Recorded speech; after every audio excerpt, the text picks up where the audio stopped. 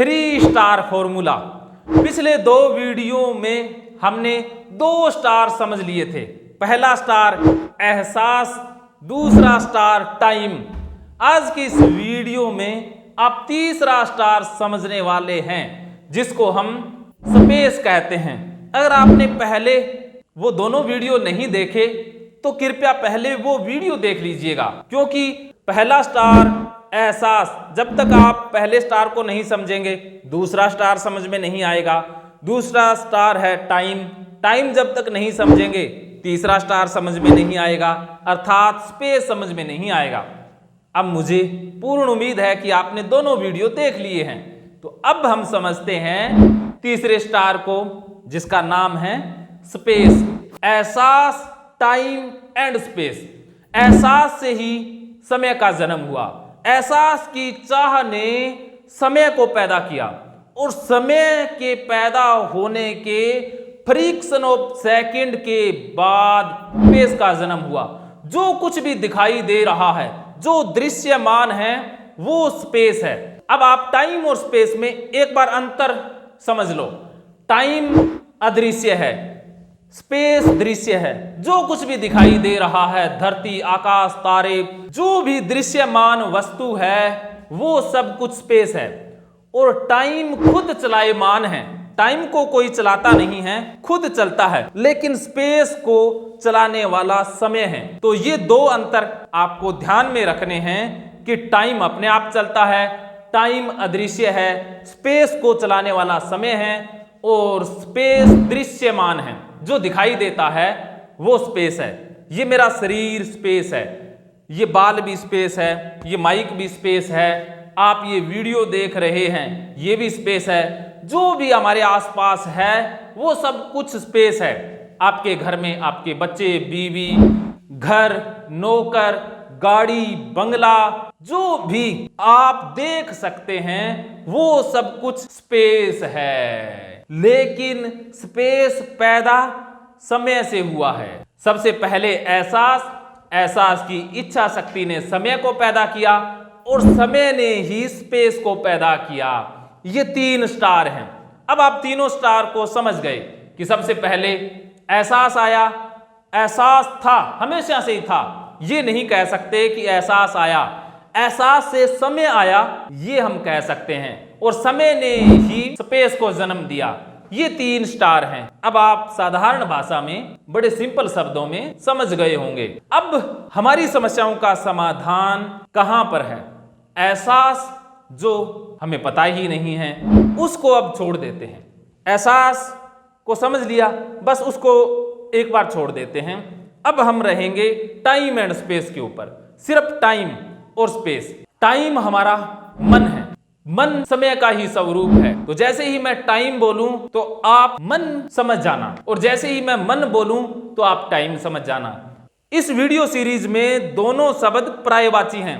Time अर्थात मन, मन अर्थात समय, और स्पेस जो दिख रहा है वो सब कुछ स्पेस है। तो सबसे पहले समय में कोई न कोई चाह पैदा होती है। समय की इच्छा से ही स्पेस का जन्म होता है। जो आपके मन में आ जाता है वो स्पेस में आता है।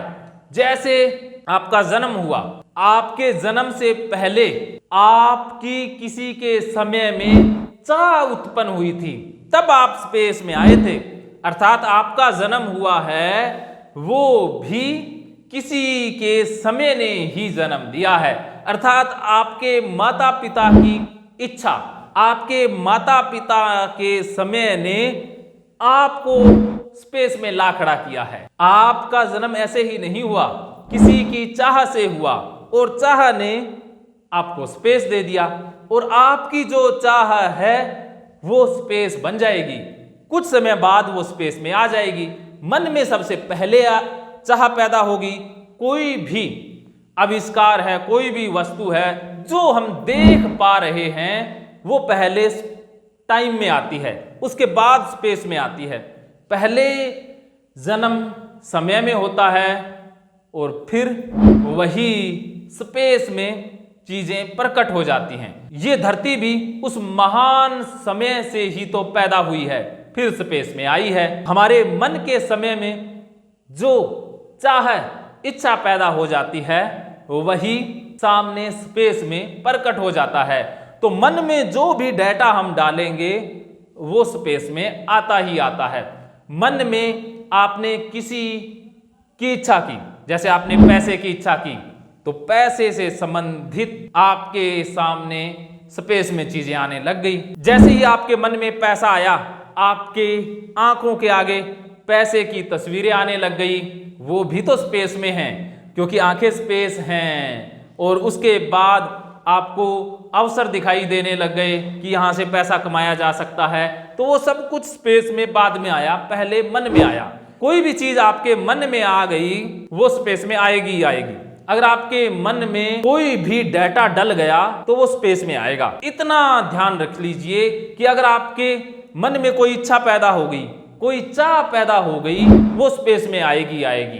कोई भी चाह, कोई भी इच्छा, ABC, वो स्पेस में आनी ही आनी है।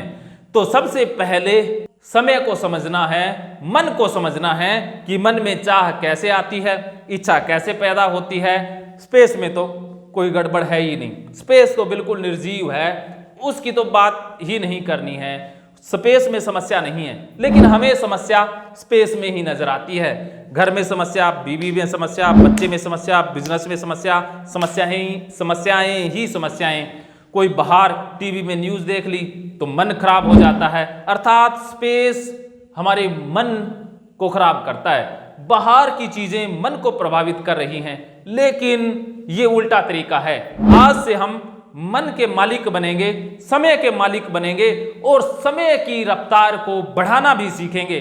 आने वाली वीडियो सीरीज में हम ये भी सीख जाएंगे कि मन की स्पीड को कैसे फास्ट करना है।